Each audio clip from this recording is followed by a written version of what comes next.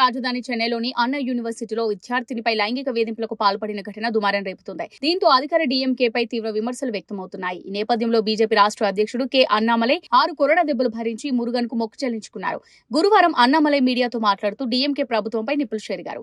DMK ప్రభుత్వాన్ని గద్దెదించే వరకు నేను పాదరక్షలు ధరించను, చెప్పులు లేకుండా నడుస్తానన్నారు. ఎన్నికల్లో విజయం సాధించేంత వరకు చెప్పులు ధరించనున్నారు. అంతేకాకుండా రాష్ట్రంలో చెడు అంతమైపోవాలని కోరుతూ కోయంబత్తూరులోని తన నివాసంలో 6 కొరడా దెబ్బలు కొట్టుకుని మురుగన్ కు మొక్కు చెల్లించుకుంటారన్నారు. రాష్ట్రంలోని 6 మురుగన్ క్షేత్రాలను దర్శించుకునేందుకు 48 గంటల పాటు ఉపవాస దీక్ష చేపడతానన్నారు. మాట ప్రకారమే శుక్రవారం కోయంబత్తూరులోని తన ఇంటి వద్ద బీజేపీ మద్దతుదారులు మీడియా సమక్షంలో మొక్కు చెల్లించుకున్నారు. ఆ సమయంలో అక్కడ ఉన్న బీజేపీ కార్యకర్తలు ప్లకార్డులు ప్రదర్శించారు. లైంగిక వేధింపుల ఘటనను ఖండిస్తూ నిందితుని ఉరితీయాలని డిమాండ్ చేస్తూ విమర్శలు గుప్పించారు స్టాలిన్ ప్రభుత్వంపై. ఈ సందర్భంగా అన్నామలై మీడియాతో మాట్లాడుతూ కొరడా దెబ్బలు భరించడం మన సంస్కృతిలో భాగమే. ఇది ఎవరికీ వ్యతిరేకం కాదు. రాష్ట్రంలో జరుగుతున్న అన్యాయానికి మాత్రమే వ్యతిరేకం. అన్నా యూనివర్సిటీలో వెలుగు చూసిన ఘటనపై చర్యలు తీసుకోవాలనేదే మా లక్ష్యం. గతంలో ఎంతో మంది ఈ ప్రక్రియను అనుసరించారు. దేవుడికి మనల్ని మనం సమర్పించుకునే విధానమే ఇది అని తన చర్యను సమర్థించుకున్నారు.